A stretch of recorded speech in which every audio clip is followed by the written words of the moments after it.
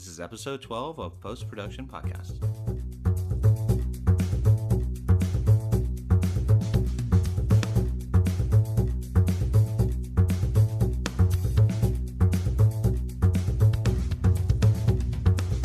Hello and welcome all you Star Wars geeks to our spoiler episode of The Last Jedi. Star Wars episode. Yeah. Dun dun dun 8. Episode 8. Episode 8. So we are going to talk today about The Last Jedi. Welcome to Post Production Podcast. I'm your host, Mr. Drew, and of course with me today is my co-host, Adam. Yes. How are you, Drew? I am fantastic. Good to hear. Are you ready? I am. Hold on. Yeah. Let's get into it. So this is a complete spoiler heavy. Yeah. We're going to talk about everything Last Jedi. So if you haven't seen it, get out. Just get out. Just get out. I'll give you 3, 2, a very long 1, GTFO. Oh, let's talk Last Jedi. Boom. It's here. Okay. I've seen it. So, fun stuff. All right, fun stuff. Massive opening weekend, 220 million, box office, boom. I mean, it's not going to beat Force Awakens, of course. Yeah. But it did fantastic. It's the second biggest box office opening weekend ever, which is really impressive. My fun jab is that Justice League being out, as long as it has, is only made 220 million.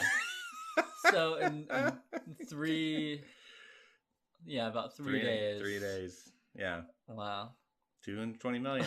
That's Star Wars for you, you know? That's it. But here's the thing. And I think this is what's helping it along.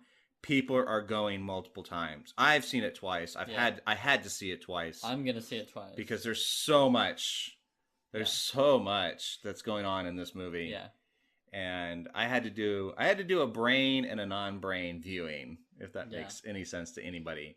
Yeah. And I've mentioned this before in a couple of our other podcasts that I tend to overthink things and look at look very critically at things, and then sometimes I just need to turn my brain off and enjoy a movie for what it is. Yeah. Yeah. So I mean, I loved it. I loved the movie. I really loved the movie. All the twists, all the turns, where they went, the direction that they went, the surprises, who lived, who died. I loved it. Yeah. I'm critical of some of the more the details, but those are so small. Yeah, they are small. Very small. So, all right, let's get into the start of the movie. So it's right after The Force Awakens, like hourly after, right? Maybe a couple more hours. Yeah. So, we've got our opening scene, the Resistance is fleeing their base from, the planet, and the First Order just pops in, boom, boom, boom, boom, boom, boom, boom. Yeah. And then, boom, this bigger ship, this dreadnought, this, destructor of worlds ship, it pops in. And then we get this opening scene, and it's funny because they started this movie with a joke. Yeah. What do you think about it? Did it work? Did it not work? Did it go a little too long? I enjoyed it. I think in that scene, for me, it worked because General Hux, he takes himself way too seriously. Way too seriously. So, and Poe is that person who's just gonna bring him down, and we've seen that in The Force Awakens. He doesn't care that Kylo Ren is right up in his face. He's gonna make a quip. And that's his character, and that's good, and I like that they carried that over. Mm-hmm. So people weren't happy with it though. People didn't like the jokes, and it's like Star Wars has had some quips. It's had some jokes in it. I mean, there's things from the original trilogy, that are key. I liked the joke. Yeah, I thought it was a tad too long. When he mentioned the whole mother bit, I was like, okay, that was just. Yeah, it was perfect. It was absolutely perfect. Okay. And you just took one. You just went a little bit too, and now, Yeah. But I enjoyed it. I thought it was funny. Yeah, I thought it was funny too. Yeah. And as in general, I think the comedy and the whole movie worked. I don't think there was one kind of thing that was like really cringe worthy, but and Star Wars is funny. Like, even though the marketing material maybe had suggested a really serious tone, it is serious in probably like 80% of the movie, I'd say. I'd say there's a lot of serious themes in this movie. Well, I think, and for all of you people out there, this is in no way, form, in any kind of perspective, a rehash of Empire Strikes Back. Yeah, let's get that out of the way. The only way this is a rehash is that it carries over the same tone. That this is a darker, more serious. This is like, there's tension the entire movie. Yeah, you know, and the First Order is coming down, and like it's imminent. Like, people are gonna die, things are gonna happen. Yeah, you know, the Force Awakens was this happy thrill ride kind of roller coaster of holy shit, this is going on, and boom, boom, boom, boom. But this is all the repercussions of them blowing up Starkiller Base. Now the First Order is like, we need to destroy them now, because we didn't really consider them a huge threat before. We underestimated them. Now we got to show them, and I like that, and I like that that progression of that story. You know, we get into this opening scene, and we've got the First Order Star Destroyers, and then this giant dreadnought pops in, which is this mega Star Destroyer with these giant cannons, and then, you know, Poe attacks his ship, and he flies in, and he's setting up this whole scenario, right? And, you know, we have a little bit of a confrontation between Poe and Princess Leia, you know, because they're like, hey, you know, we're cool, we've evacuated, we're ready to go, let's just bail. Yeah. You know, and Poe was just like, no, we have a chance to do this, and we're going to do this, and blah, blah, blah, blah, blah. So they go on with this mission, and this was my first issue with this movie. And I know I need to quit tapping the table. I'm a tapper. Clapper and a tapper. Tap clapper. Clap. Tap clapper. Tap clapper. This sets up this bombing run thing. Yeah. You know, which for me, all I thought was, oh, look, it's like 1942. We're bombing Germany with these bombers, and we're going to, horrible. It was so bad. It didn't make any sense to me. Just these slow moving ships. It's space. It doesn't. I don't care how fat and heavy you are. It's space. Yeah. You're not going to move any slower than anything else. Yeah. And the setup of this, the bombing run, it did. I don't know. For me, it didn't work. Did it work for you? Was it fun for you? In the movie, in the experience of watching the movie, I didn't have a problem with it, but that was because I wasn't like thinking like you were. And you kind of explained your case of how, you know, there's no gravity. How are you going to drop bombs like that? You're going to open up the door, and they're just going to fall. It's space. They wouldn't go anywhere. Yeah. And I get that. I understand your concern with that and your problem with that. And that makes sense. Like, I'm okay with saying, like, that really didn't make sense. Like, because every other projectile, every other bomb is, you know, it's a missile. It's you know, they shoot it out. Yeah. How are you going to just... Yeah, it doesn't make sense. Yeah, I get that. You're not in an atmosphere. Yeah. Now, for those of you that are going to trigger off of this right away, yes, I completely understand. This is a space fantasy. Yeah. And everything that has come before this, even the way that the ships fly, is not how it happens in space. I get that. Yeah. But there's an acceptable fun. You know, for me, there's like, okay, cool, I get it. You know, this is fun to watch. Yeah. And I can disregard the science of it. Yeah, it's funny because like. But when it's so blatantly kind of, but also, you know, you have to. It's really a matter of picking and choosing, because it's like, I'm okay with people lifting rocks, you know, and not being able to touch it, but I'm not okay with. Yeah, why are you going to drop bombs like that? It's not World War II. It's just funny, and it's just like, in the grand scheme of things, it really doesn't matter. It's whatever. It's funny, those little things. I love seeing those little things that you kind of catch on that I don't. Yeah, it's just it's a different way of looking at things. But like, so here, the funny thing is things like that, it immediately takes me out of the movie. That's the thing. Yeah. And that really affects your enjoyment of the movie. And maybe it's my brain, and I'm sure there's a couple other brains out there that are like mine. But even where this scene starts up, where Poe is, he's like flying the deck of this dreadnought, and he's weaving in and out of laser turret fire, and he's shooting down these turrets. And then he does like this move. Like he's air braking, and he like sweeps around and comes behind. Kind of thing. Yeah, like almost like he's drifting, and he comes behind the TIE fighters.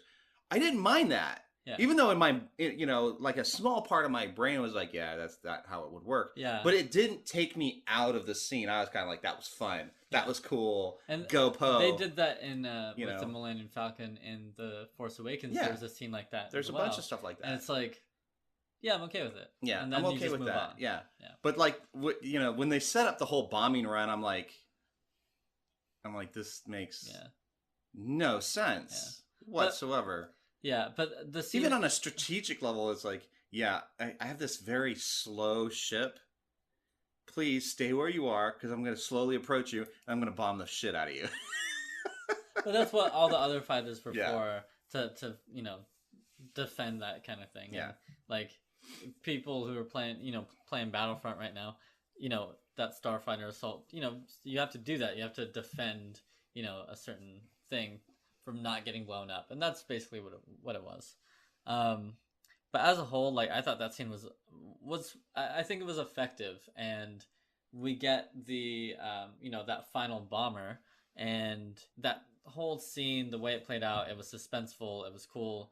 The fact that the door wasn't opening, and that she had to kind of brute her way through it. Yeah, and then even at the end when the remote, is falling, and you're like, fuck, she missed it, but then she catches it at the end. You're like, okay, that was cool. I love that whole scene. And I think it worked really effectively. And what was even more effective about that scene was that later on, when we meet Rose, we realized that was her sister. Yeah. And that made that scene even better for me. Yeah. Because she went out the best way she could, destroying she went out a hero. Yeah.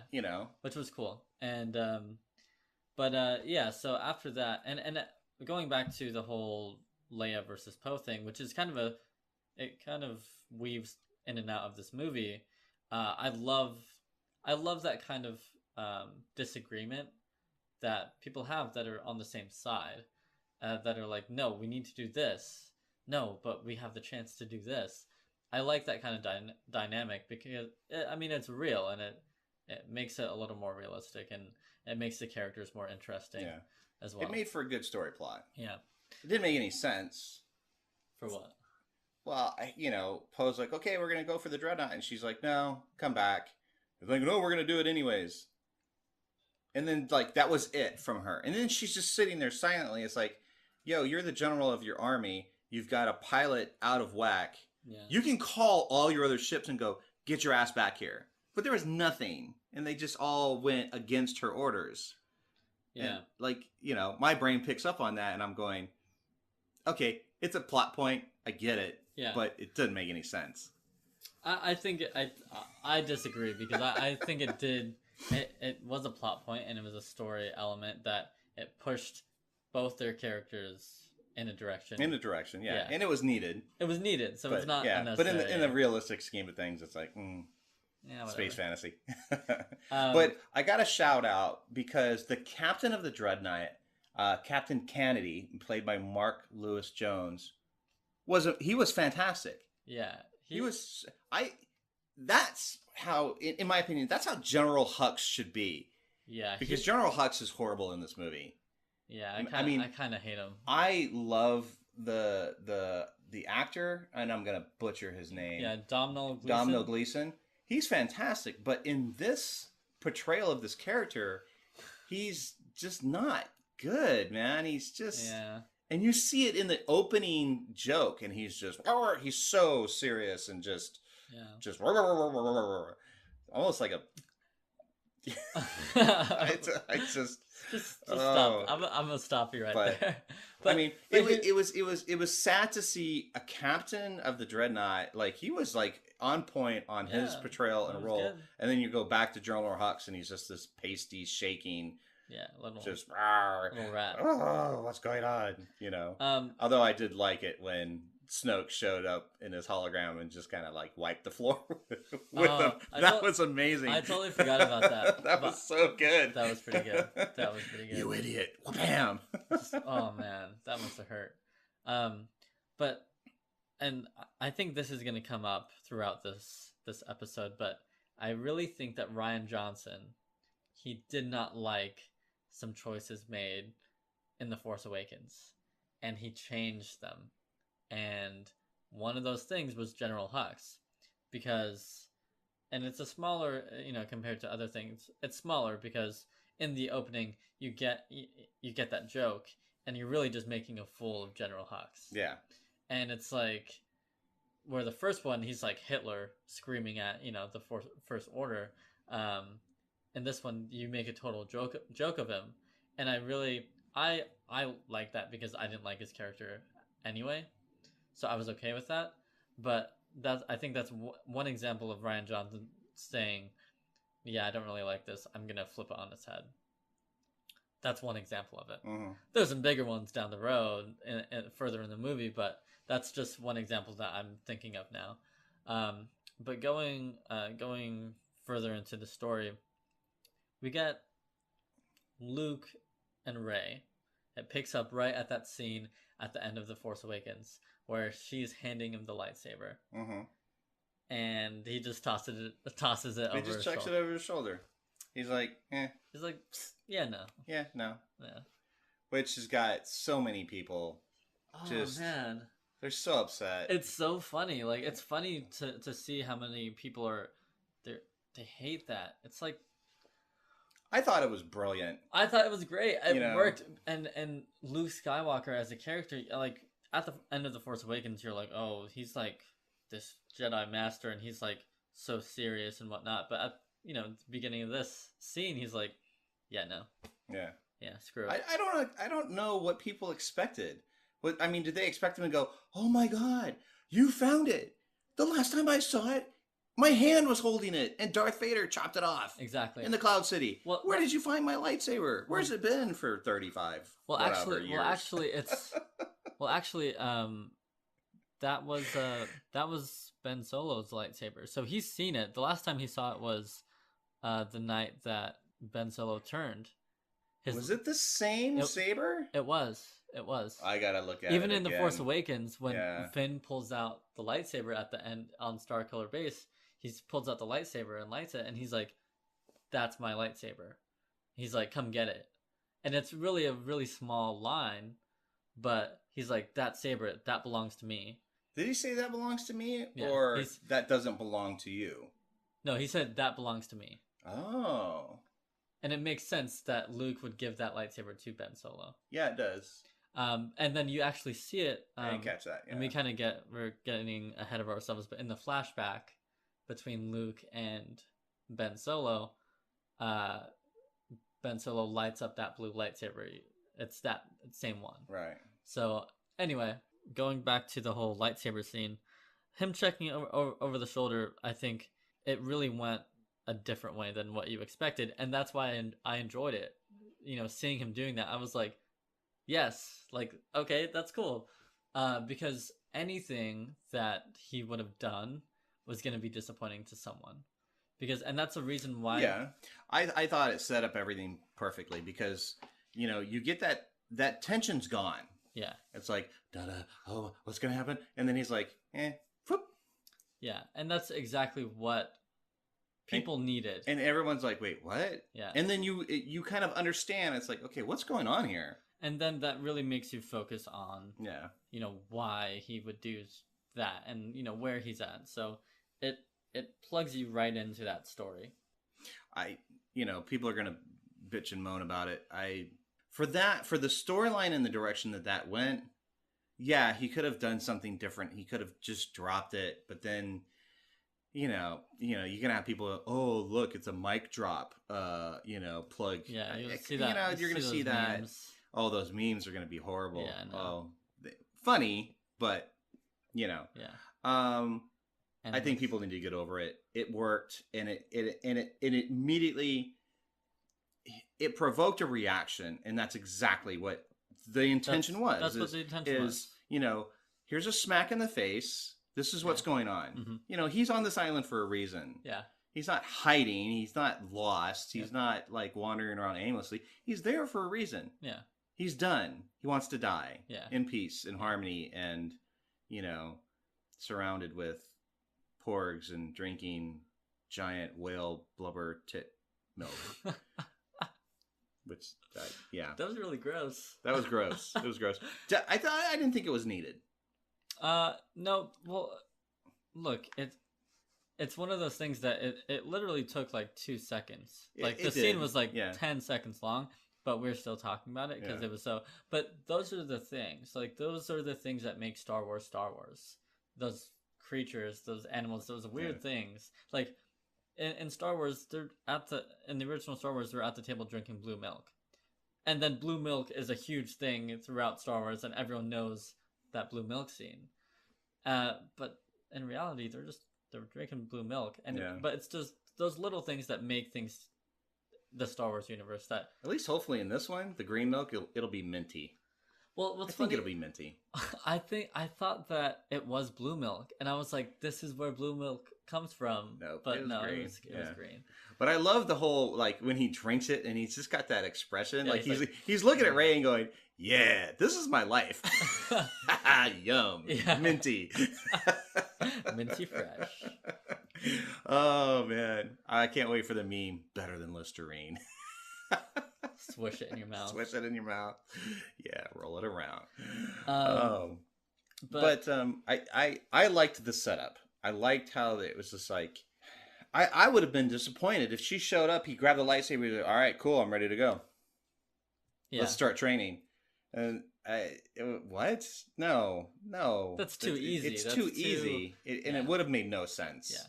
And it really worked because when you go through the story and you realize, his perspective on what happened with Ben Solo and why he's there and why he doesn't want anything to do with the Jedi anymore. Like, it makes sense that he would just throw the lightsaber because he doesn't care. And I like that for the first 10, 15 minutes of the movie, he's just ignoring Rey. He just does not care. And it really pushed Rey into a place where she was pretty much done. She was like, look, I don't know how to get to him. I'm just going to do it. I'm just going to stay here and find something to do.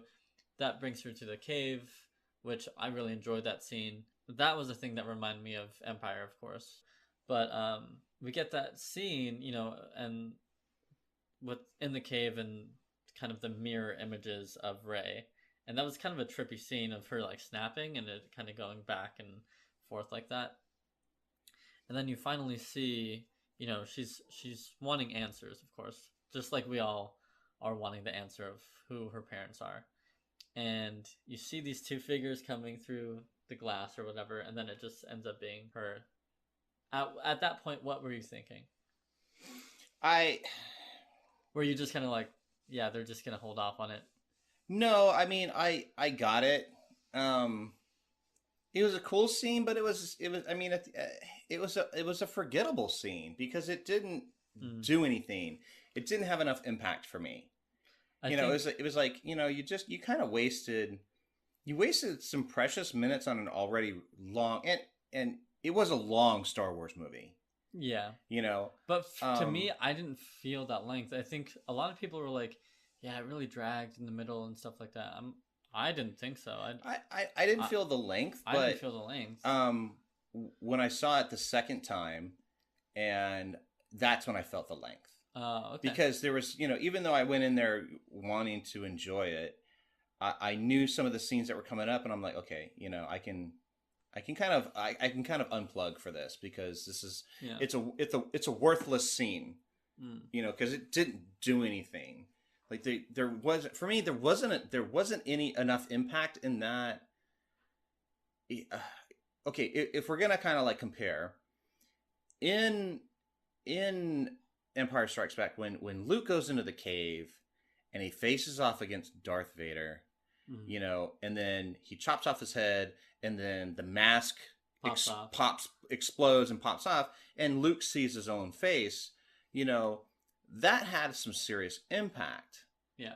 And it made sense at the end of the movie, because the big reveal was, yeah, this is your father. So you're basically fighting yourself. Yeah. You're your own worst enemy. Yeah. You know, in this scene with Rey, it didn't progress anything. It very loosely tied in the fact that you're looking for answers, and the only place to look is in yourself.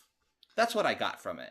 And that's why you saw both her parents' visages combine into one, and it showed her own face, because it's like, if you really want answers, you just need to look at yourself, because you have the answers. You just don't accept the answers. Yeah. And that's what I got from it. Yeah, and that's what But I thought it was very vaguely portrayed that way. Yeah, I mean, I don't think, probably not everyone got that. I don't think initial people are going to get it. Yeah. You know? But and that's why I say it's a forgettable scene, because it wasn't impactful enough. It wasn't it wasn't easy enough to follow for people, I think. I mean, it was fun with the snapping and the clapping and you know, whatever. That was kind of neat, but it was just kind of like, where are you going? Like what was your thought process behind that? I think it'd be interesting to get a commentary on that, especially from the director. Yeah, I think it worked though. We had talked initial impressions about the Last Jedi, and you had mentioned something that, you know, because I don't read a lot of the books, I don't read any of the comics, you know, because it delves into some canon and lore that for me, it's like, if it's not in the movies, then I don't really want to know about it, because I don't want to be disappointed. Oh, well, I didn't see that. Yeah. You know, just like if, you know, and for instance, you know, this is, I think for a lot of people, Game of Thrones, you know, some things from the book are in the series and some aren't in the series. Yeah. And sometimes you're disappointed, sometimes you're not disappointed. But it's like that in every book. But, you know, I think for Star Wars, and for me, growing up with the original movies, you know, yeah, he had a script, but he wasn't going from a novel. And none of these are pre-existing novels in that sense. Yeah. You know, so, you know, we had talked loosely, and there was something about there's these forest trees, right? Yeah. And then, you know, I'm watching the movie, and then, hey, there's this forest tree, which, in my opinion, is the worst looking tree ever. Well, it's dead. I don't know what you want. It's a dead tree. Yeah, but it doesn't look. It looked like a cactus for me. It looked like a giant cactus, a wooden cactus, you know, with this pre-existing weird-looking cave that holds these books. That at the end, you know, kind of was like whatever, you know. But I was like, hey, cool. There's Adam's tree. That's my tree. There's a tree that doesn't look like a tree. It looks like a cactus. And I was like, I wonder if he's going to be like, that doesn't look like a tree. But you were fine with it. I don't know why you think it looks like a cactus. Last time I tried, cactuses were green and prickly. But it looked like a dead wooden cactus. I mean, it had these big, giant, just a like, dead wooden cactus, arms, which describes a tree. Yeah. Anywho. These are the things that I get hung up on. You get so hung up on. Triggered. Oh, man. All right, let's talk about that scene real quick, because we got the return of Master Yoda. I loved it. Yeah. I absolutely loved it. And here's my thing, right? You know, Luke, he's going through all these things, and he's resistant, and he's, you know, he explains to Rey, and I love the explanation that he's like, look, you know, I've been over-glorified. You know, I'm this legend. You know, I'm this legend. I'm this over-glorified legend, and that's not what people need. Yeah. You know, the hubris of the Jedi was such that they allowed all these things to happen. Yeah. You know, they trained Anakin. They allowed him to become Darth Vader. Yeah. They allowed Palpatine and Darth Sidious to basically rise, destroy all of them. Yeah. And rise. So and that's actually something that I think we even mentioned in our rankings last week. I think I had said like, yeah, like the prequels are the rise of the dark side and the Empire, but it's also showing the faults of the Jedi. And it's cool that Luke actually said the words that a lot of people have been saying about the prequels for years. It's like, yeah, the Jedi Order was terrible and they allowed this to happen. And, you know, they had a lot of faults and they had a lot of problems. And that's why the Jedi should end, basically, is what he's saying. And, you know, Rey hearing this, Rey is, you know, she doesn't know it, really anything about the Jedi. She just knows, like, stories and whatnot. Yeah. And she thinks that the Jedi, or just, you know, it's people who can control other people with their mind and float rocks. And that was her end all be all of the Jedi existence. I loved Luke's initial training with her. Yeah. You know, let's go up on the rock, take a moment, reach out. I loved it. When she reached out and he was like, oh, come on. And then he tickled her with the leaf. I was like, that's just brilliant. It's so good. It's so good. She's like, do you feel it? Do you feel it? Do you feel it? Do you feel it? That's She's like, Force. oh my God, there it is. That's so good. But, you know, coming away from that scene, what I appreciated the most was when he was like, look, do you feel it? Do you feel the connectivity between life? And she walks us through that. Life, death, rebirth. Yeah. You know, love, violence. I mean, everything that is nature. Yeah. You know, and there's a natural balance to it. He's like, exactly. And it doesn't belong to anyone. Yeah. No one has rights to it. It just exists. And you have to find your place in that existence. Yeah. And, you know, I think that it ties in perfectly when you know, he's at the point where he's so distraught with what's happened in the past and just dwelling on what happened in the past and his own failure as this overglorified hero. And then he goes and in his last fit of kind of, I guess, rebelliousness, he goes and he's going to destroy this tree, right?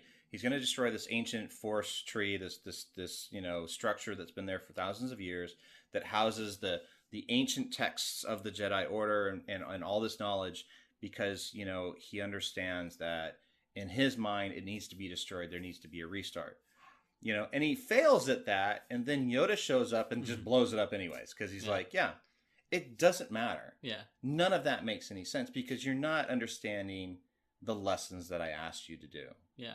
You know, pass on the knowledge. Yeah.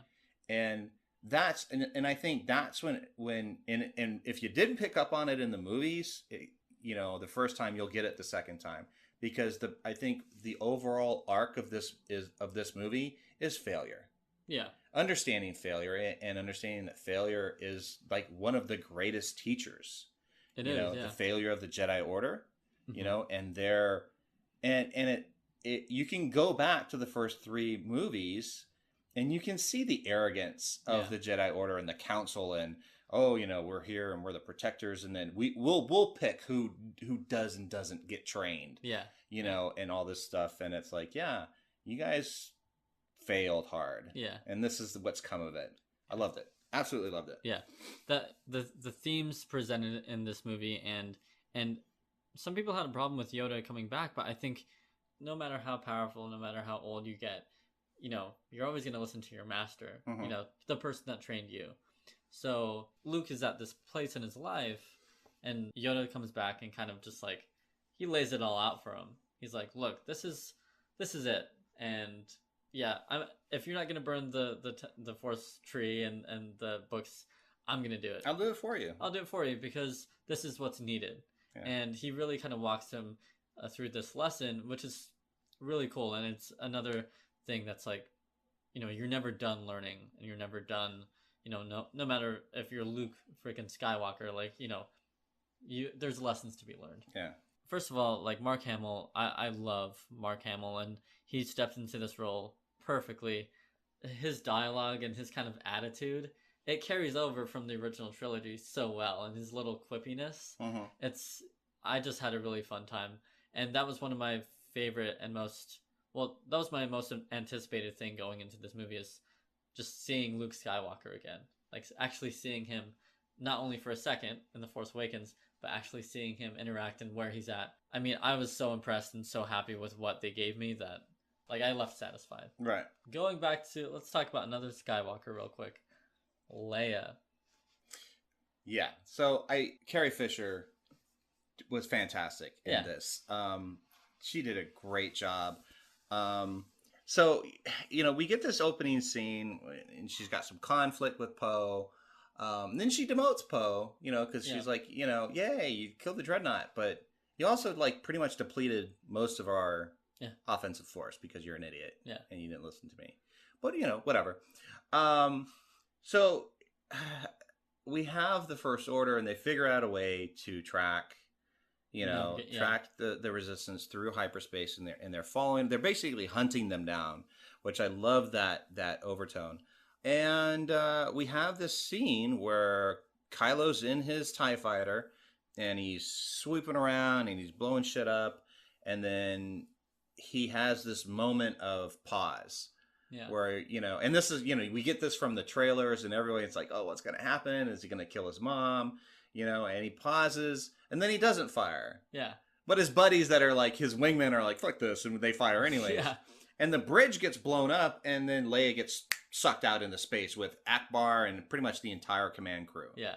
And then they just ended that scene and went to another scene, and you're going, oh, so I guess that's it for Leia. Yeah. Like, okay. I was like heartbroken. Holy shit, I was like, what the, why are they just going to blow past that, right? Yeah. I was fine with that. Yeah. After that, I was like, all right, cool. There it goes. Like, okay, that's it. Yeah, that's it. Like, we know she has to die at some point, because of the reality of the situation. But I was like, okay. I thought it was going to come later at the end, but whatever, they just got that out of the way. And then we had some other scenes, and then it goes back. To her floating in space. And she force pulls herself back on board.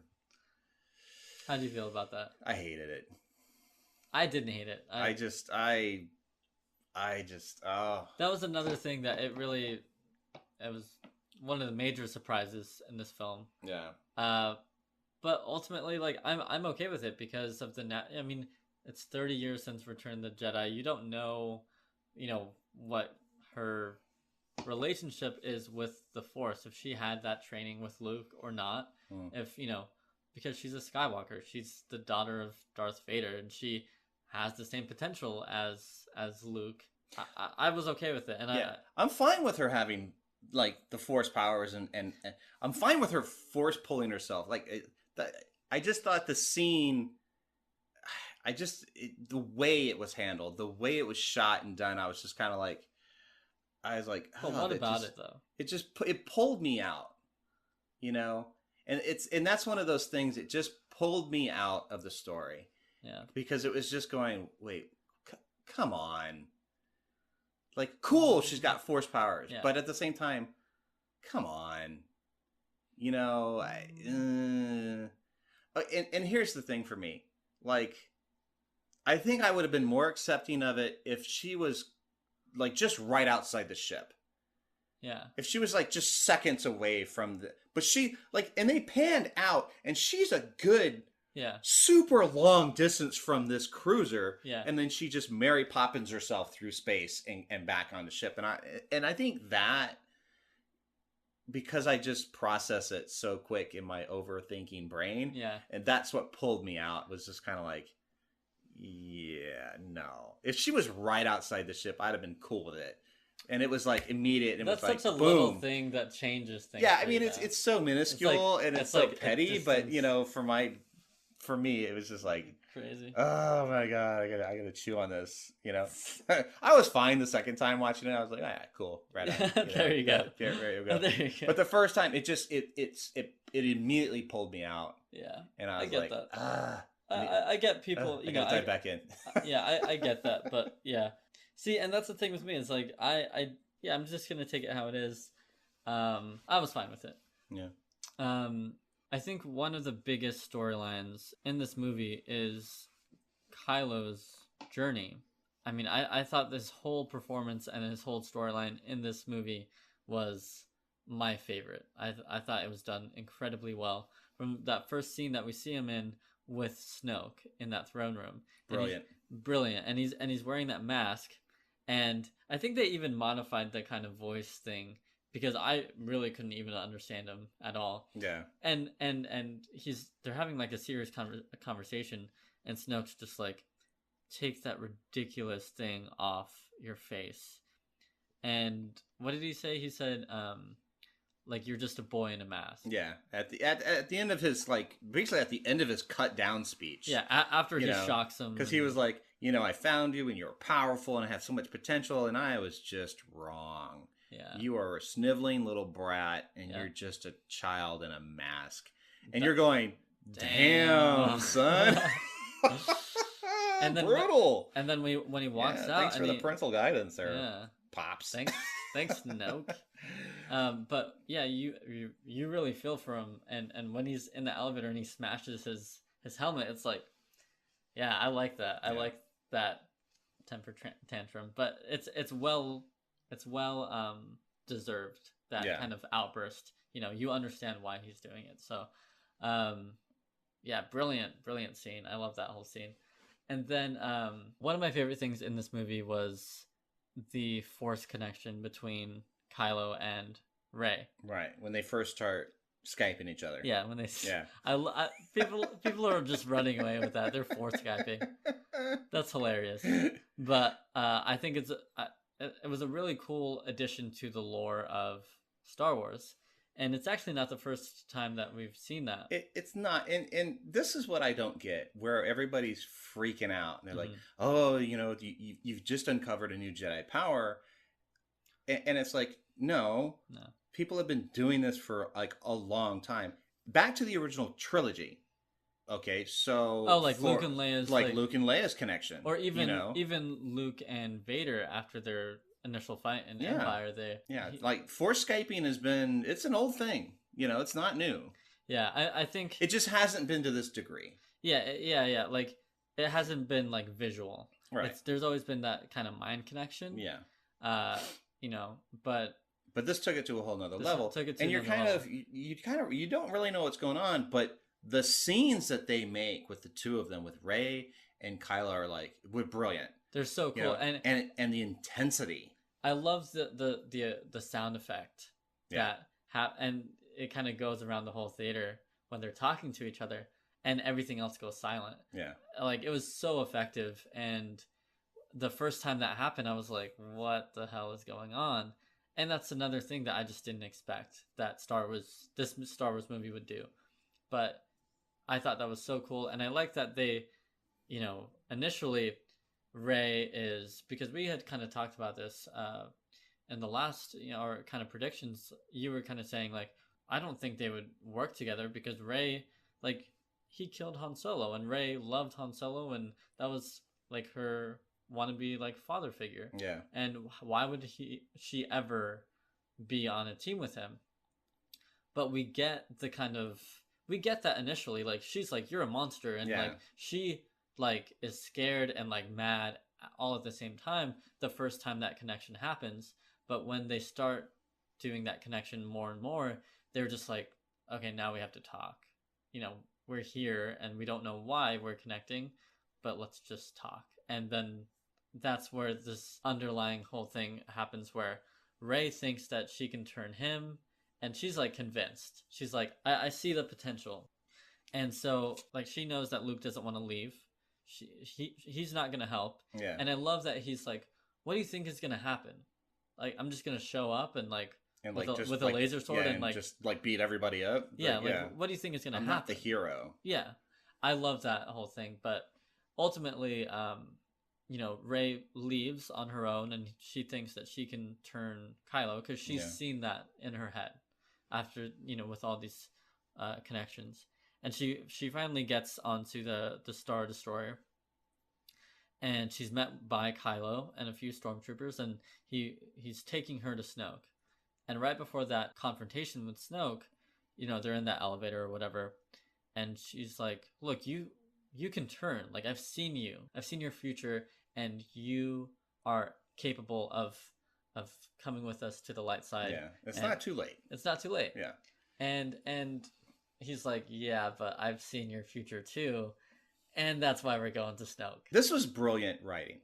It was. You know, and I almost wish that we could go back in time and these writers could redo Anakin's kind of plunge to the dark side.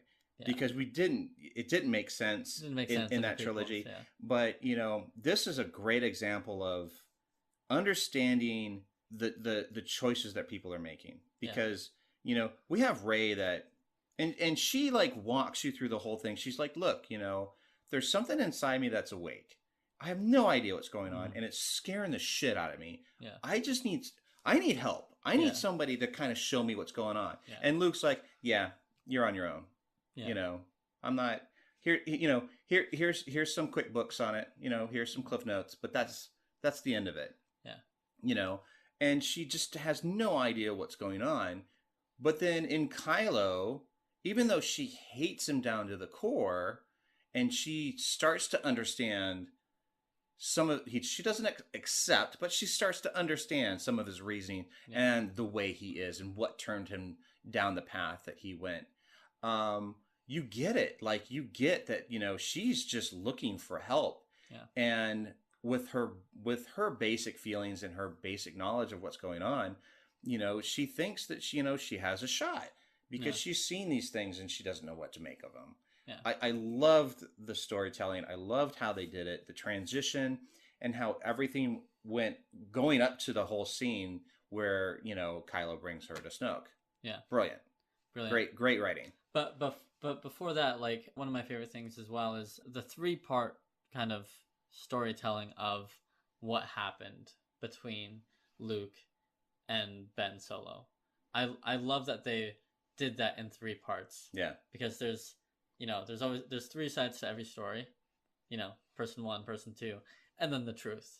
And they play that up so well. And when you finally get that last, you know, the truth of what happened, and Luke admits that he did something wrong. Yeah. And that he, you know, he did go there to kill him. He really did. But in that moment of him standing over him with the lightsaber, realizing what he was about to do, he was instantly remorseful and filled with regret.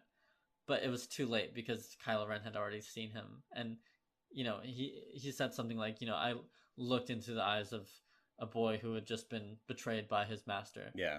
And, like, there's no fixing that. And that's one of the ultimate things that, you know, betrayal is... Yeah, you said that. Betrayal is one of the top things that is just critical to tragedy for people. You know, people that, you know, you trust, you love, that are mentors, that you followed, and then when that gets taken from you, and your whole world's turned upside down, man, you can't blame me for my choices. Yeah, that'll push you to the dark side for sure. But I love that they did that, and when Rey hears that story, she just can't help but say, I can change him. I can change Kylo to be Ben Solo again. So then she goes and gets captured, and he takes her to Snoke, which ended up being one of probably the best scene of the whole movie, I think, in that throne room with Snoke, and then the guards as well. What are they called? I don't know. The Red Guards. Yeah, the Imperial Praetorians, the Praetorian Guard. Okay. That's what they're titled as, the Praetorian Guard. So that makes sense. Yeah. Scene was amazing. Yeah, I mean, you get a sense of the power of Snoke. Yeah. And his presence, and he's just tossing Rey around and hitting her with lightsabers. You know, yeah. It was great. It was a fantastic scene. I loved how they did this, because this was kind of a callback to Return of the Jedi. You know, where you have Luke and the Emperor, and you know, he's like, look out the window. Yeah. You know, that's the rebels, and you can watch them die. Yeah. And he kind of does the same thing. He floats her over to the this. I don't know, this weird magnifying glass thing that shows this kind of, you know, intense picture of basically the same thing. Yeah. You know, her friends that, you know, dying one by one by one. And, you know, I loved that callback to Return of the Jedi.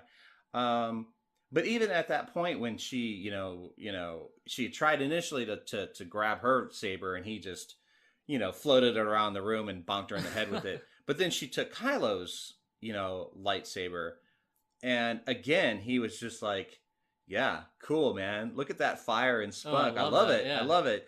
Yeah, you need to die." Yeah. Oh man, I love that. I think that whole scene played out so well. And yeah, I think it was important to see that power of Snoke. Yeah. Because you quickly realize, like, yeah, you're not going to defeat this guy with lightsabers. You're not, like, this, there's no really getting out of this. Yeah. You know, what's going to happen now? And we get the answer. Yeah. I think it was brilliant the way they did, because Snoke basically just monologued his own demise. Death, and, for me... I overthink it, and I can't accept the fact that someone so powerful can be tricked so easily, but I get the way they did it, and I think there wasn't really any other avenue to kind of... There's no other way to do it. To progress the story farther, And I saw something funny that was like, so who was Snoke? And someone was like, a plot device for Kylo's character development. Yeah, pretty much. And I was like, which is basically all he was. Perfect. Yeah. And this is where everyone's triggered. But I'm okay with that. Yeah. And because everyone wants to know who Snoke was. But I don't give a shit about Snoke. Like, to be honest, like I just give a shit about his name. I just want to know the origin of his name. But here's the thing. It's like I mean, was he born as Snoke, or did he like go? Yeah, that's my gift. I am Darth Snoke. I am. Yeah. If he chose that name, he better have been given that name, because that name, who would choose that name for themselves? I don't know. Maybe his master really hated him. He's like, "You shall forever be known as Darth Snoke," and he's kneeling there going, "Wait, what? You're a dick." Snoke? Really? Really? Oh, you're gonna regret that. That's probably why his head's split. That's what happened, right? He was named Snoke, and his head just went and split in half. He was just like, "Ah, no, I am not the Snoke." That's the theory that I haven't heard that theory. So. Oh, it was brilliant. That's right. Oh, but yeah, we do not get any background, any questions answered on Snoke. Good. Brilliant.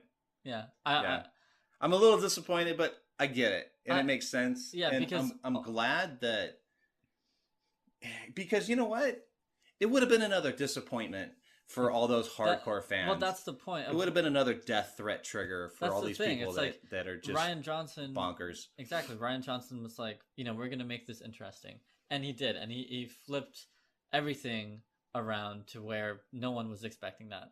I was genuinely surprised and shocked when he killed Snoke. I was not expecting that, like, in the slightest. And that was one of my favorite moments in the movie, where I actually felt, like, surprised, like, genuinely shocked. Like, that was, like, a really cool feeling to me. I didn't get that. What?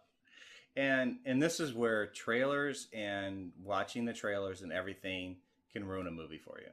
And that's why I didn't watch TV spots and the trailers and stuff like that, because I knew that would kind of happen.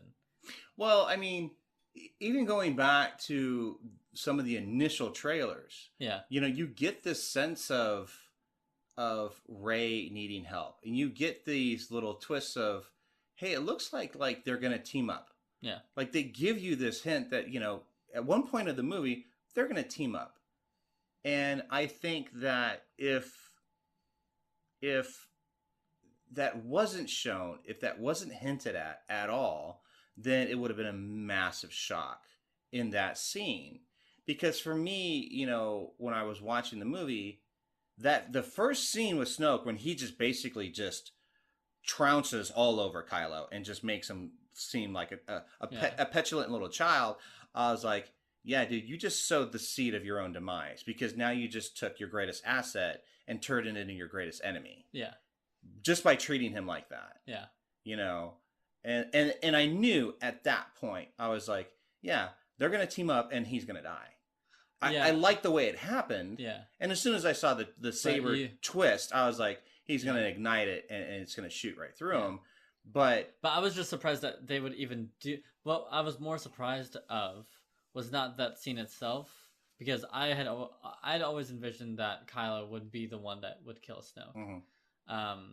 But I just was surprised that they would do it halfway through the second movie of the trilogy. That's what was shocking to me. And that's why I was like, what the hell? So, but it makes sense. Yeah. Because and I'm just so happy that we're just done with Snoke. Yeah. Because it really just brings you into the main focus of the two most important things of this trilogy is Rey and Kylo. Yeah. And that's what people who are upset with the whole Snoke thing, that's what they have to realize. It's like, it's not about Snoke. Yeah. Forget about Snoke. We just proved to you that he does not matter. And that Kylo Ren is that supreme leader now. That was just brilliant to me, and I appreciated that. So here's my question for you. Do you remember at that moment what you felt? Like, were you like, oh wow, so Kylo's going to turn good? At that moment, no. I actually, because they immediately teamed up and they were back to back, and they were being fought by the Praetorian Guard. At that point, my mind was just like, yeah, it's go time. Like, now we have to fight all these guards. And so I wasn't really thinking of where his kind of allegiance was yet. Mm-hmm. But I love that they didn't hold back.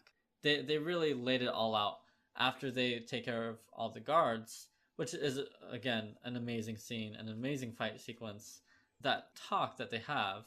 And Kylo, he really vocalizes the main theme of this movie, which is let the past die. Kill it. Get rid of it. Kill it. Yeah.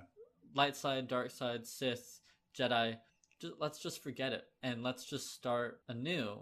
And join me, because I want you on my side. Like, I do. And let's just do things the way we want to do it, without anyone's, rules, without anyone's laws. Like, let's just be us together and rule. Yeah. And that was really, for me, that really solidified that he can never be a good guy. I like the fact that, you're giving these snippets that he has this conflict, right? That he's still conflicted about, whether he's good or bad. And in my opinion, I really don't think that that's the truth. I think he's conflicted about how much he likes to be the monster. Yeah. How much he likes to delve into that. Yeah. And I think that's his conflict. Yeah. He's like, I picked this path. I may have been slightly pushed into this path because what we find out with, his history with Luke. With Luke and But I think that he was kind of like, yeah, I like it down here. Yeah. It's comfy. Exactly. Yeah. It's cozy.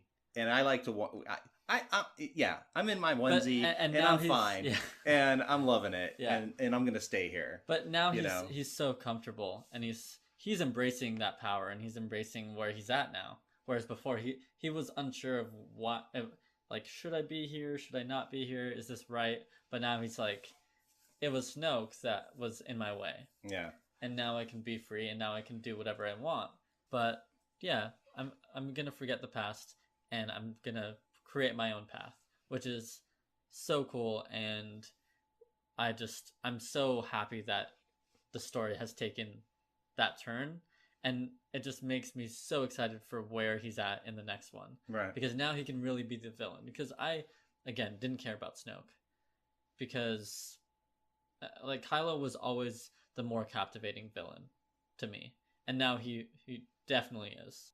It's going to be just really interesting between Rey and Kylo now, because they had that talk where they were almost together. Like, they literally fought back to back, side by side. And then they decided to just part ways. And you're almost wondering, like, are we going to have little Kylo Rey babies in the future? Yeah, and yeah, is that going to work? Like, how is that going to happen? Because they're still on two different sides. Yeah. And Kylo still wants to kill Luke. And, and I don't know, like, it's so intriguing and so interesting of a story that in episode 9, who knows where it can go.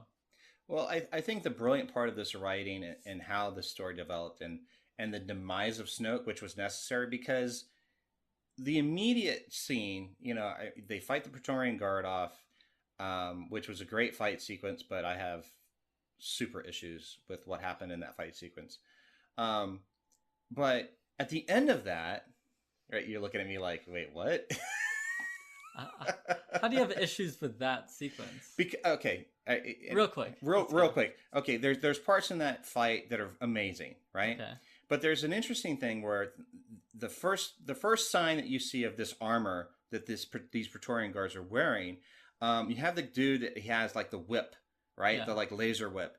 And then he's got it like latched onto Rey, and then he starts like cording it around his wrists, around his forearms, and pulling her towards you. And you're going, okay, well, that's cool.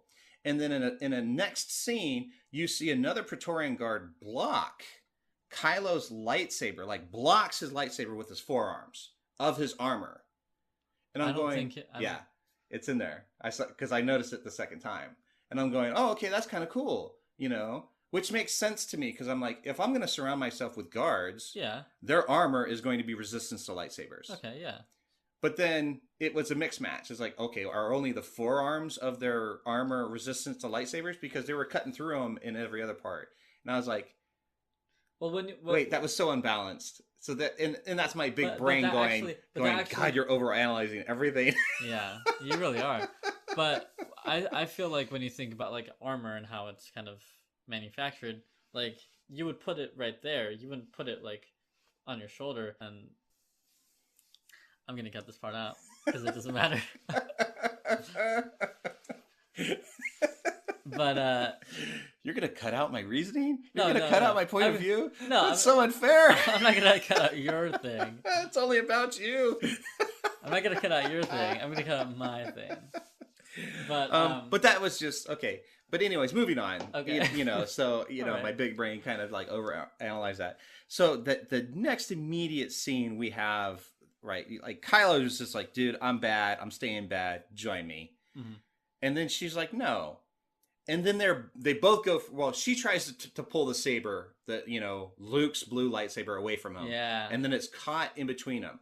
Yeah. And this is where I say this is the brilliance of their writing and the brilliance of how this plot has kind of developed, because you've taken out the power. Snoke's gone. Yeah. Because neither of them had a chance. Yeah. Up and up on any kind of fight with Snoke. He was just way overpowered. Yeah. But now you have your two plot characters, your light side and your dark side, and they're equally matched. Because you saw that in the lightsaber, because the lightsaber got torn in half, which I thought was brilliant.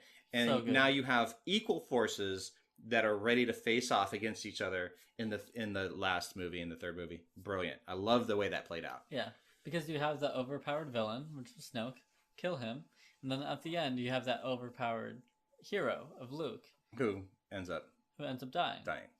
And I think, and we'll talk about that. Yeah, we'll talk about that a little later, but it really balances out the sides, and that's what's really smart of them to do. So now we have two other major scenes. So we have the last scene, which we'll talk about last, and then we have this middle scene, which is triggering everyone, which I don't, I get, but I don't get, where we have this other, we haven't really talked about Finn and Rose too much. Yeah. But they go into a story arc with everything that's going on, because we have this doom and gloom of the First Order is hunting down the resistance ships. They basically tracked them through light speed. They've gotten them to the point where they know they can't jump, because if they jump, they're basically out of fuel and fucked. Yeah.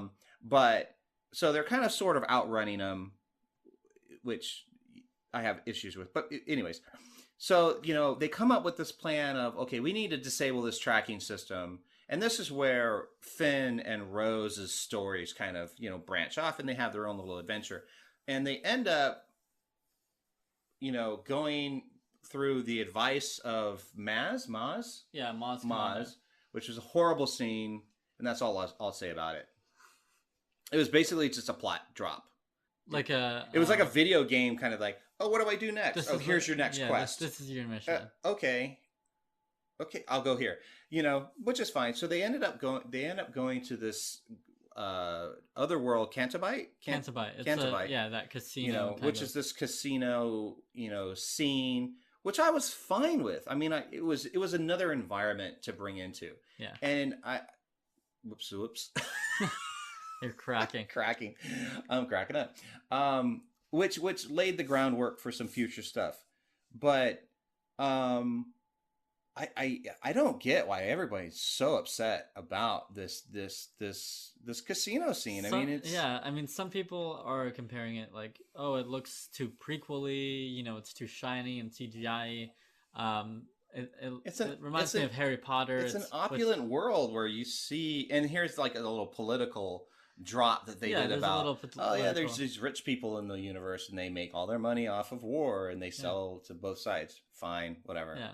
I mean, there's always going to be that little thing, but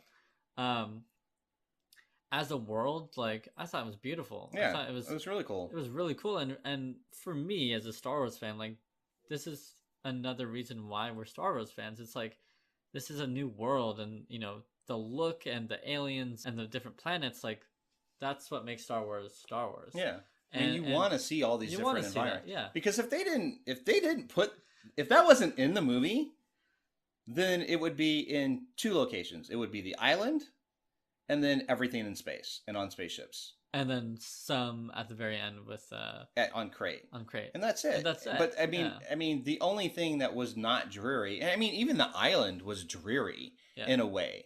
Yeah. But the whole movie would have had just this dreary undertone. Yeah. So, but they glossed it up, and I had no problem with it. Yeah. I think a lot of people have problems with the animals and the little chase sequence and stuff like that. But these are the misadventures that happen in Star Wars. These are the things that they get caught up on. Like, they misparked their car, so now they're arrested. They can't find the master codebreaker. They can't reach him, so they just deal with this guy. Yeah. This guy named DJ. So we meet DJ. Which was, Benicio del Toro, who was fantastic. Yeah, he's great. Except for the stutter. Yeah. I didn't get the stutter. Stutter was unnecessary. It was unnecessary. They really could have just cut that out, and he would be... But here's the thing. Benicio del Toro plays Benicio del Toro. And I was just thinking that. I think they added that because he would have been like every other Benicio del Toro character in every other movie. Exactly. Which is, I get it. So, that's fine. Yeah. But I like the fact that things don't go as planned all the time. Right. You have that that video game mission of Maz Kanata saying, "Okay, find the guy with the red flower on his chest or whatever, and he will be able to do this." It's like, okay, cool, simple enough, and then it ends up not being that simple. They end up getting caught up in all this other stuff, but that's another that's very Star Warsy to me. Yeah, is them getting mixed up in things that they didn't really intend on doing. So in the end, they ended up. I mean, it was a little quick scene that kind of took you out, but not in a bad way. It just took you in another direction to show you another side of the Star Wars universe. Because not all of it is war. Not everyone is concerned with war. This is the life of these people on this planet, and the kids and in the stable compared to the rich people just throwing all their money away. Yeah, so it was like a little political shout out to the 1% of the 1% that everyone hates. Yeah, exactly. No matter what galaxy you live in. Yeah, we all hate you, 1%ers. Yeah. Anywho, and it's interesting because this misadventure with Finn and Rose, and it gave them a chance for their characters to develop.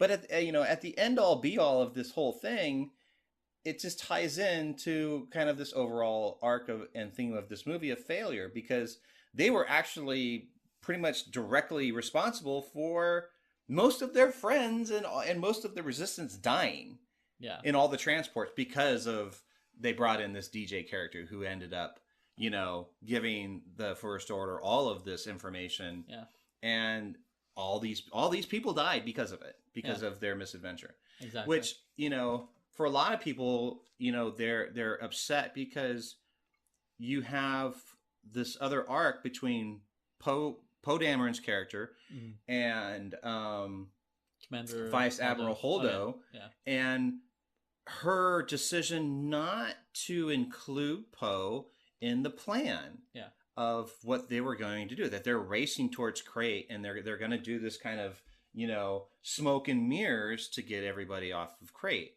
And it's like her decision of not to tell him ended up with him conspiring with Finn and Rose to go on this adventure, which ultimately ended up again with Poe being part of more deaths because he's just not getting the bigger picture. He won't just sit back and take orders. Yeah, and that's the great thing about what it shows you about these characters. And, hey, put your trust in some people. You don't have to do everything yourself. You can take the back seat on this one. Yeah. And, I get it, because they presented her and you don't really trust her. You don't know anything about her. And they really put you in that perspective of what Poe's feeling. It's like, this person, I hate this person. They kind of villainized her in a way. Yeah, exactly. Which at the end, she ends up being this ultimate hero. Yeah. Which, and that scene of her turning the ship around and blasting the light speed and split. Amazing. The use of special sound effects in this movie was on par. Yeah. Just on point. I mean, I don't know. We could probably look it up, but great job. The silence. The silence. That silence is the best sound effect. Was fantastic. Yeah. And here here's the thing going forward. It's like, what do we need laser cannons and fighters for? Let's just have a bunch of these frigates and just kamikaze pilots that are just like, woohoo! That would be boom. That would be very. I could just light speed my way through Star Destroyers. It's easy. Yeah, but then you'd kill yourself and you'd kill your multi-million. Just put BB-8 on there. He can fly a ship. He can do an AT-AT, ATST, ATST. Just whatever he's coded with. Just clone that, man. Yeah, he'll be able to do. He'll win everything. He can shoot coins out of his whatever,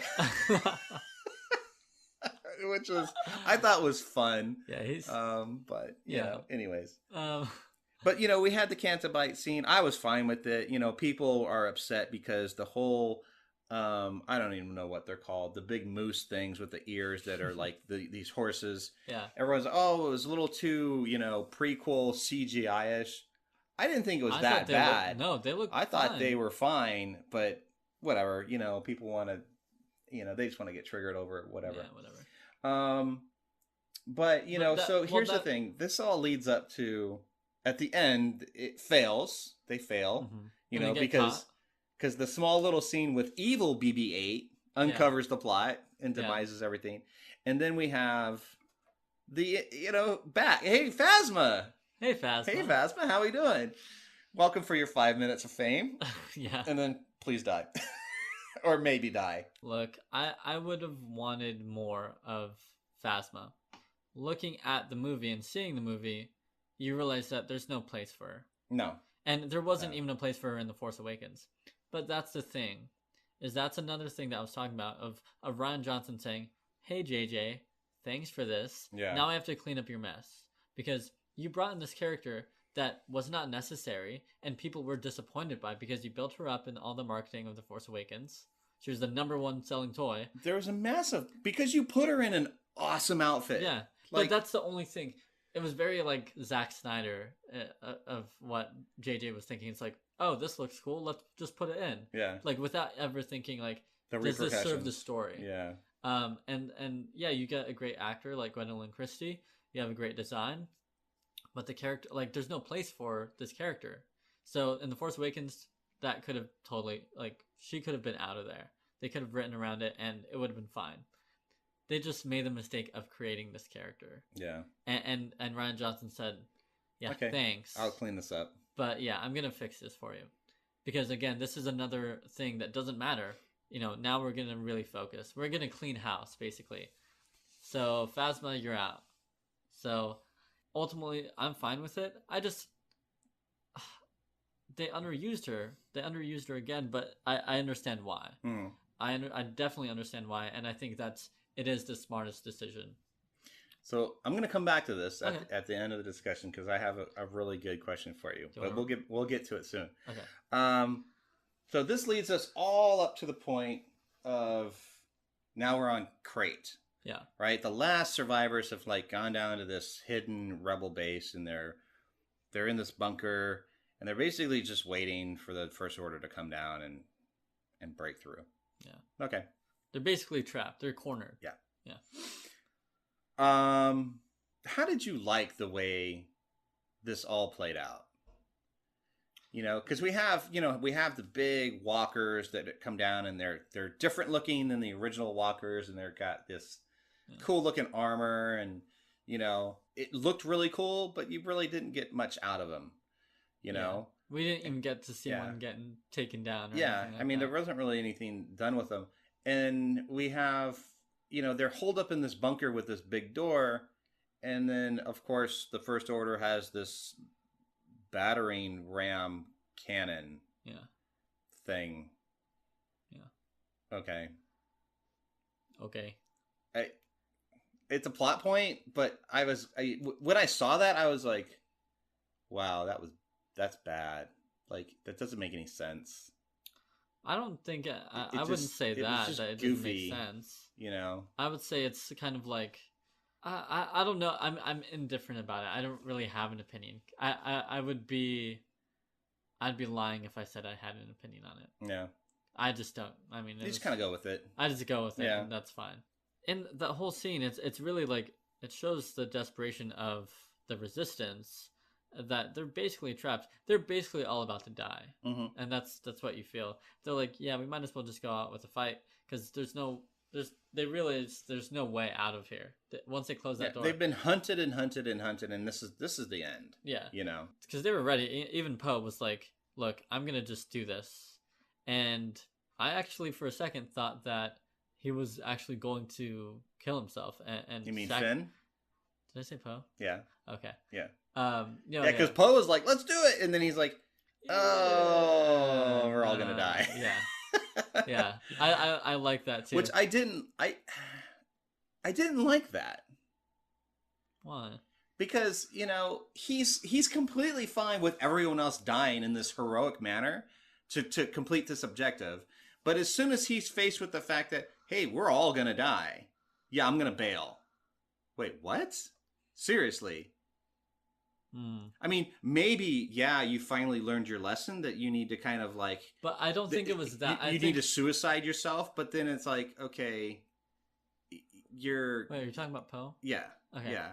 Well, in that I got Finn's thing, because Finn's like, yeah, I need to, you know, I'm just going to do it. I'm just going to do this because his whole thing is like, I need to like stop this because my friend Rey is in danger, and that's all I'm thinking about. Yeah. But with Poe, like I think the reason why he kind of retreated at the end instead of being like, oh yeah, I'm going to die for this cause. Yeah. You know, I think the reason was because look how depleted all of them were. Like, I think he was ultimately trying to save the Resistance by keeping he basically said, all of us, let's go back. Yeah. Right? Because he didn't think the fight was over, but he knew that they were going to face defeat. Like, and he was okay with that. He just wanted to do something like, you know, he wanted to prolong the fight, and that's why he did that. But Finn, his thinking was, you know, I'm going to sacrifice myself, and, you know, two different kind of sides to that coin. I think they had the wrong people in the wrong cockpits. Okay. Because if you look at Finn's character, like, he's perfectly fine running away. But he's like, yeah, fuck, this isn't... it didn't make any sense at all for him to sacrifice himself. No, but... Whether it was for Rey or the overall... But what you said right there was you think they should have been in like, switched. I think Poe should have been the one like, we need to do it. You know, this is our only chance. No. But Finn would have been like, yeah, screw this, I'm out. But you saying that, do you realize why they did that? It's the story arc for each character. Yeah, it's the growth of the character. But I thought it was an interesting role reversal. Yeah, you know, exactly. Between the two of them, because if they had Poe wanting to sacrifice himself, he would have. Yeah, he would have died. And if you had Poe, because Rose wouldn't have like bumped him out of the way. She would have been like, "Yeah, you go ahead and die." But if you had Finn like running away, it's like, okay, are you never gonna have this character like man up and just accept his fate, or is he never gonna fight for a cause that he believes in, or what? Like, is he just gonna run away for all 3 movies? Like, what are you actually telling us about this character? Yeah. So that was another thing. Like they fixed that. You know, Poe learned to not be so cocky and not be so, you know, overconfident, and to realize when you are facing defeat and accept it. Whereas Finn, he was willing to die for a cause that he believed in. Whereas before, he never was placed in a place where he could do that. Yeah. So in any previous situation, he would have just ran from it. Exactly. So did you like the intervention of Rose? I thought Finn was gonna die. I was like, cool. Yeah. I was like, dude, just go in there, man. Just please fly in there. Because that would have been a really good end to his character because of that development. We still got that development, and we still realized that he was really willing to do it. He wasn't the one who pulled out at the last second. It was Rose that knocked him out. So he still had that intention, and you still see that growth in his character, which it makes sense. Yeah. And he was a little mad about it. And he was a little mad about it, which was cool because now we know that Finn is like, he's for the Resistance, and he's ready to do that. And he'll probably have that kind of heroic end in the next one if he does die in the next one. Did you like Rose's kind of admittance of love and the kiss, or were you kind of like? I kind of thought, you were like, I kind of the kiss was like, why did? They're supposed to be all just be friends? They're supposed to be Finn Rey babies in the future. Yeah, I like the idea of Finn Rey babies, but maybe it's a whole thing where, you know, maybe the main character doesn't need. I don't want Finn Rey babies. Rey's too good for him. I guess that's true. Yeah, that is true. I don't know. I don't want Rey Kylo babies. Yeah, you don't want Rey with. Yeah. I think we need a new hero. Yeah. Maybe a Drew in there somewhere. We'll fit you in somewhere. Drew Solo. Drew Solo. But that brings us to the final confrontation with Luke, basically. Luke shows up on Crate, which, when he walked through that door with the hood on, very like Return of the Jedi vibes. Epic moment. Yeah, epic moment. And did you notice right away as soon as he took the hood down? Did it like click on you? It's like, yeah, why is his beard clipped in a different color, and why is his hair darker? Darker, yeah. Why does he look different? Why? And what was so cool about that? Did he really stop for a shave, a haircut, and a color dye before he was going to go save the universe? He was like, "Look, I need a makeover before I haven't seen everyone in a while. I'm showing up in style. Yeah, I'm going to look good. Yeah, exactly. Yeah." But you know, actually, I noticed that. I was like, he looks different. Why is his hair black? His hair has never been black. His hair looks black, and you know, you have that final moment with him and Princess Leia, which I love. I love that whole scene. I think a lot of people were like going back to a few different places where you could have killed General Leia off, was what you were saying, like just leave her out in space. That would have been good. Where a lot of people were saying, put her in that Star Destroyer and have her fly through light speed through all of the First Order fleet, right, instead of Holdo. But if you do that, then you're robbing us of that Luke and Leia scene one last time. Yeah. And I'd rather the way it played out was, I think, preferable for me. If she did that, that would be amazing. That would be cool. But you would have never seen Luke and Leia ever again. Yeah. So and she knew he was a Force protection as soon as he touched her. Yeah. When he put the dice in her hand, you know, which a lot of people are confused about. Like, she realized it, but of course you don't realize it yet. Yeah. And that's a nice little thing. It's fun to smile when you see it the second time. Yeah. But then you know, he gives a little wink to C-3PO, which is like cool. It's like, I like that too. Like, I got this. Yeah. You know, and he just like saunters out, you know, and he's like, yeah, I'm here, you know, bring it on, you know. And then Kylo just loses his shit. Yeah. He's like, I want every gun that we have shooting at him. And that's what happens. And that scene was just crazy because I was like, yeah, how are you going to survive that? Like, what twist are you going to pull out of your I have a force bubble shield thing. Yeah. Which I'm glad, like, he didn't walk out with like this weird force bubble around him. I'd have that had triggered me. Yeah. I'd have been like, at one point I was like, is he just like, because at the point we still thought that he was there. I was like, is he just like deflecting it out of the way? Like, what's happening there? But I thought he was gonna. I when he walked out and then the firing started, and they gave you kind of an initial kind of thing because he fired the one shot hit, and then they all barraged, and I was afraid that he was gonna light a saber and just start like deflecting. Oh yeah. Like just casually like deflecting all those things, and I'm glad they didn't do it that way. I'm glad they didn't do that. Because that would have been like.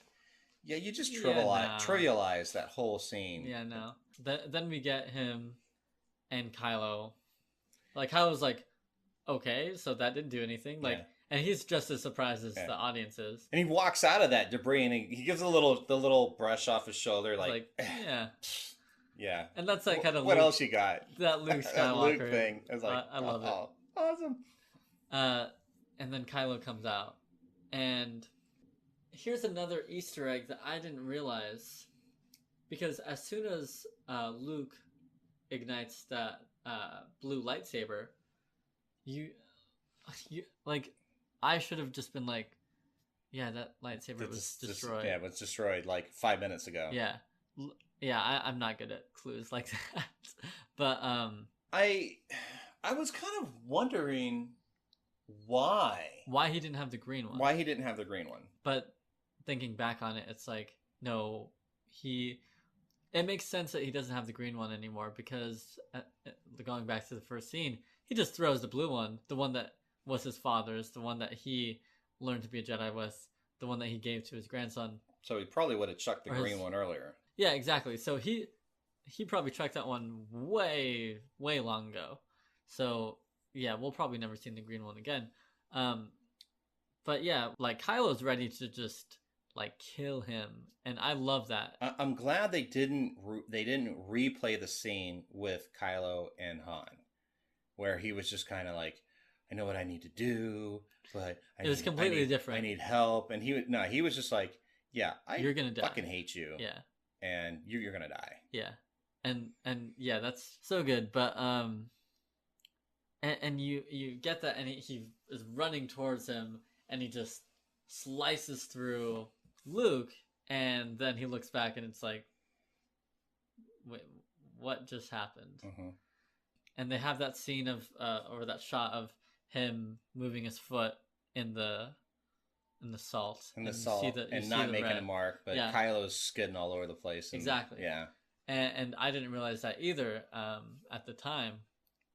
I was almost disappointed at the middle of that scene, when he like lowers the saber and he does like the whole Obi-Wan Kenobi, just go ahead and strike me down. Yeah. And I was like, oh God, no, please don't. Yeah. But then it goes through him and he's still standing there. Yeah. And then you're like, yeah, he's like a projection. That's so good. Yeah. And then even Kylo realizes it, and he's like he just walks toward him with his pokes him. He then pokes him, and he's like, wow. Yeah. I love that. I thought that was done really well, and it cuts to the scene with Luke on the island, just floating in Zen and just concentrating his butt off. Yeah. Yeah. Amazing. I loved it. Is that one of the things that people are hating on, or? Because I've been kind of staying away from the most part. I think people just don't understand it because, I think for the hardcore, it's not a rule in a book that says, oh, this is a force power and this is how it's used. But also the force is not like, there is no rule book, and there's no boundaries on what you can do. There isn't, but I think for a lot of these hardcore people, when something new comes up and it's used in this sort of way, they're expecting something different. They're expecting like, Luke to go out in a blaze of glory, and it's like, yeah, he did. He did in the exact way he wanted to go out. Yeah, on the island by himself. Yeah, and but he didn't have to go anywhere. He didn't have to do anything. But he hated the fact that he was glorified and propped up as this hero, And the interesting thing at the end is he actually got to show up as the hero. Yeah, exactly. And kind of like save the day, even hero. though it was a trick. Exactly. You know, which ended up killing him at the end because of the amount of probably just concentration and willpower to be able to throw yourself across the galaxy in that way. Exactly. And then he ended up dying to the twin suns, which is a callback to the beginning of his journey in A New Hope. Yeah, I literally had like tears in my eyes. Fantastic. I literally had tears in my eyes at, you know, when you see that twin sunset and he's looking out at it, and then, you know, he becomes one with the Force and you see him kind of disappear. Like, that was amazing and really well deserved for his character. Yeah. I thought it was really, really well done. But yeah, which you know, it gives the Resistance time to kind of escape out the back door. Exactly. And Rey to show up and kind of like she can save the day in her own way by floating some rocks. Yeah, which is like, you know, what's the Force? Just floating? You think it's just floating rocks, and at the end, it's like, it is. She's like, just floating some rocks. Yeah, that's good. You know, again, love the way it ended. You know, everyone on the ship. You know, and even at like the last little kind of connection between Kylo and Rey, where she's kind of like she's at the door, at the ramp, at the top of the ramp, and he's kind of you know, like it's almost like he's, you know, it's the Skype thing is going boop boop boop boop, and she's like, no, click, and closes the door. Yeah, I don't think it's the end of that kind of connection though. I think we'll probably see that in another kind of way, but yeah, a lot of people were speculating like, so those connections were only because of Snoke, right? But that scene at the end proves that it's not.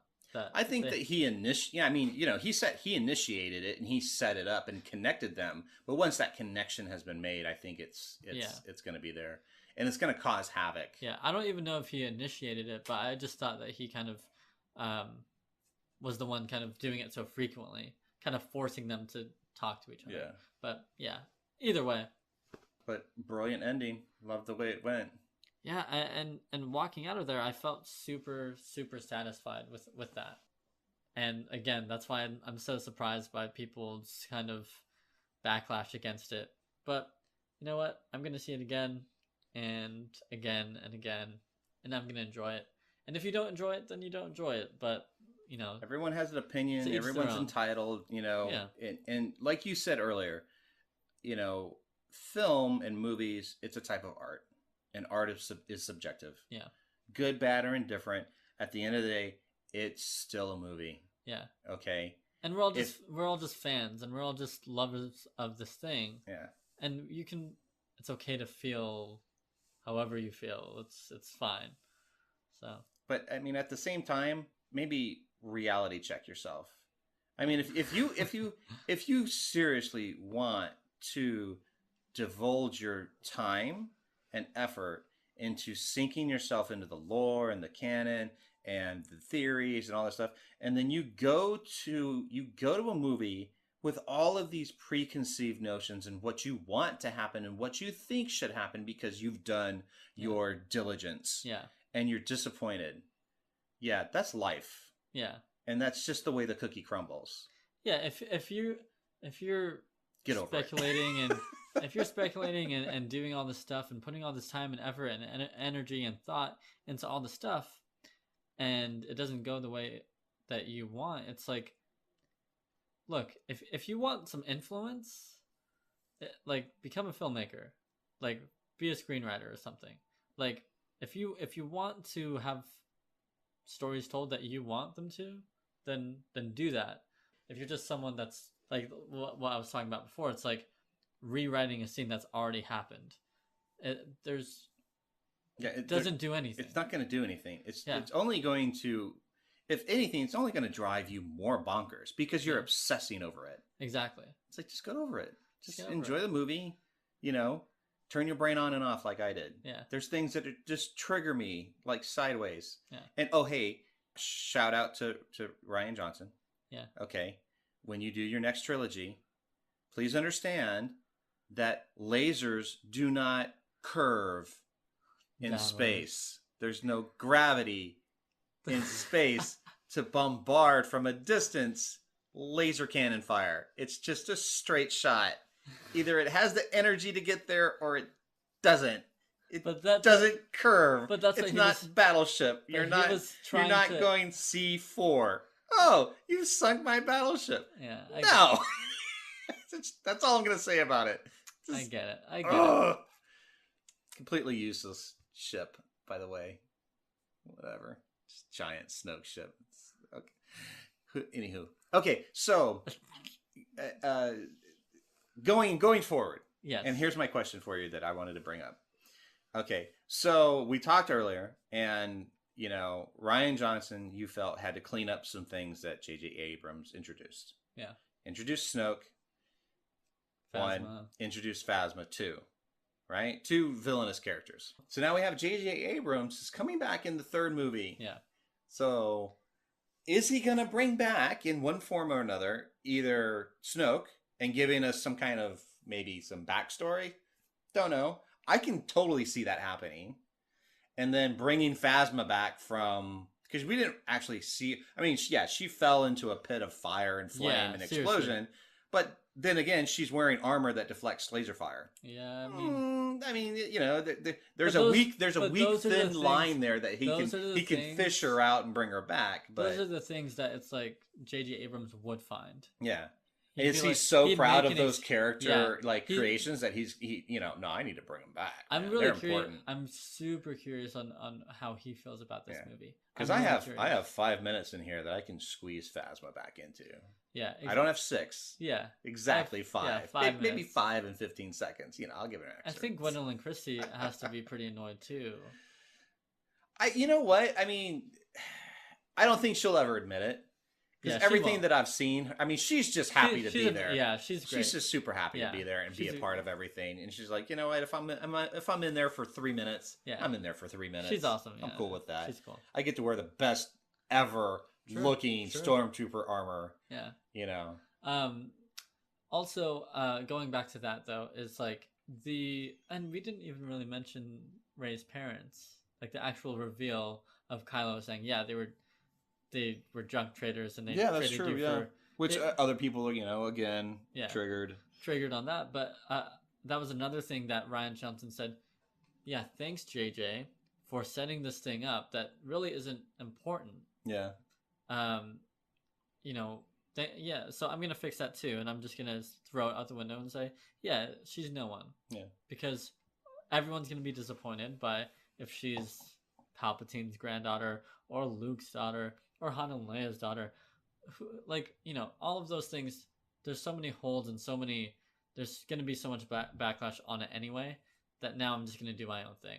But I think this is where hardcore, Star Wars fans, they have to check themselves and catch 22 themselves, because it's like, there's no reason for her to be important as far as her lineage, because in the first 3 movies, we saw that there were hundreds and thousands of Jedi and people with Force powers. They were all powerful. What? They were not all Skywalkers. Yeah, they weren't, and they were kidnapped as kids and trained. When you think about Yoda, was he a long wasn't line Skywalker? When you think of Obi-Wan, not a Skywalker. Exactly. Mace Windu, not a Skywalker. Lineage has nothing to do with anything. The old dude with the tall, bald dome. Oh, I forgot his name. Yeah, on the Jedi Council. Yeah, not a Skywalker. Yeah, no. So, which I like how Rian Johnson did it this one. Her parents weren't nothing. And then the Cantobite scene with the kids. And then at the end, we've got the kid with the broom. And it's guess what? Not a Skywalker. But there's potential. There's potential. Yeah, we have people out there that have this connection to the Force. Yeah. Whether they're good, bad, or indifferent, they have no idea. They just know they have a connection with the Force. And that's the whole point of this movie, and the whole theme is that it's proving that greatness can come from anywhere, and bloodline has nothing to do with it, and that really goes back to someone pointed out that the original Star Wars, before you realize that Luke Skywalker had this bloodline, the original Star Wars, that theme of that movie is this farm boy, he's able to save the entire galaxy. Yeah. Which is actually one of the most tried and true and commonly used introductions to most fantasy novels and stories. Is exactly. The boy on the farm picked up a sword one day and became something great. Yeah, exactly. He wasn't born to it. He wasn't. Yeah, sometimes he was a secretly hidden baby from some other whatever. But I mean, it's the boy from the farm who picks up the sword and becomes something greater than himself. Yeah, exactly. Fantastic. Yeah. Keep it simple. And I just love that Rian Johnson brought it back to that place, because we have in Empire the greatest twist in all of cinematic history when you realize that that's Luke's father, and then that opens it up for all these prequels and all this stuff. But you take away that whole, this is just a boy from a farm from nowhere. Yeah. Now we bring it back to that, and I enjoy that like a lot. So yeah, but going back to your question about JJ, I hope that he learns from his mistakes. He won't. But I just I have a feeling that this is going to be the best movie of the trilogy for me. I don't know. I'm going to put my faith in JJ. I think it's going to be equal to at least Force Awakens. Well, yeah, but also no. What I'm saying is, I think the Last Jedi is going to be the best one. The best of the three. Okay, yeah. Saying that this next one's not going to be as good as the Last Jedi. I mean, we can hope, but I will make an early prediction that Abrams is going to bring back in one shape or form of another Snoke. He's gonna bring it up in one way or another. That Snoke's gonna come up in this, either the history or I'd be triggered if that happened. Or I'd be triggered. Whatever. JJ, please don't. I think it's gonna. I think ultimately it's going to be part of. I think it's going to be part of a little bit more of Kylo's kind of his character development, because it would make sense to me and maybe some other people that, he brings back an earlier kind of the early corruption of Kylo and how Snoke manipulated that. But they can explore that someplace else. But JJ likes his Snoke. But that I know, he named his Snoke. There's a reason for Snoke. Snoke is Snoke. You have to have Snoke. But it wouldn't be a new trilogy without Snoke. Fuck Snoke. Triggered. No, I'm triggered. No, but seriously, I just it would totally undermine the whole everything in this movie if they brought back Snoke. Kylo even said, "Let the past die." He killed the past. He killed Snoke. I am so making a bumper sticker that says Snoke is not important. Let Snoke die. Okay. Do you know how much road rage I know. that would incite? Just wait a month. Can you just wait a month? I gotta copyright this now. Man, I gotta jump on this. Oh, so good. So good. But I'm sorry, what were you saying? I don't know. I just derailed you a little bit. Yeah, I don't know. Anyway, I'm curious to what JJ is going to do, but I think it's too early to really tell. This is what I hope, though. Okay, because, he's doing the third one. Okay, the script's already written. It's got to be written. No, he's writing the script. JJ's writing the script. It's got to be done by now, though. They got to start shooting. Well, yeah, it's done. I just hope he doesn't curb it based on all this fan backlash and going, maybe I should tweak it here and there because this would make more people happy. Yeah, and that's the thing, and that's why I respect Rian Johnson so much, is that he didn't do that. He's like, this serves the story and the characters better. Yeah. I don't care what you guys... I love you guys. I love the fans. You guys are amazing. But this is how this should go. This is how I'm going to tell this story. Yeah, and he was able to do that. And that's the difference between Rian Johnson and J.J. Abrams, whereas J.J. just wants a safe movie, and he wants something that fans are going to... He wants to play nice. He wants to play nice, even though he did get a lot of backlash from people saying that Force Awakens is too much fan service and too much like A New Hope, where he tried so hard to be original Star Wars that he ended up replicating it to some degree for some people. But now you have all those same fans that were like, Abrams was horrible and The Force Awakens, blah, blah, blah, blah. And now they're watching The Last Jedi and they're going, oh, bring Abrams back, because Abrams is, it's like, really? Yeah. It's wow. That's how it is. Yeah, you're a true fan. You just blow like the breeze and the force in the wind. Yeah.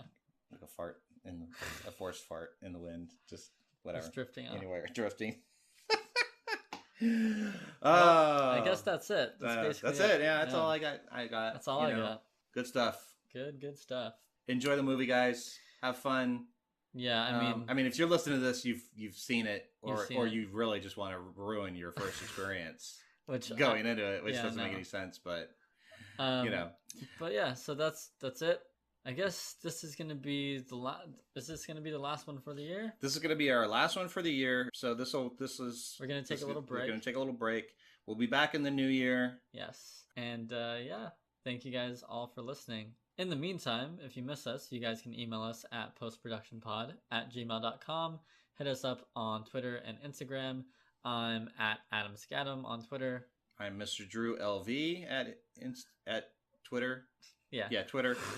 And, listen to us on iTunes, SoundCloud.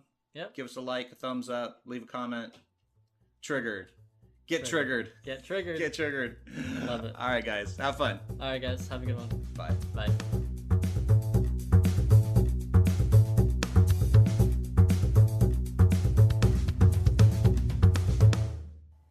Okay. All right. Oh, yeah, buddy. Here we go. Here we go. Spoilers. Ooh.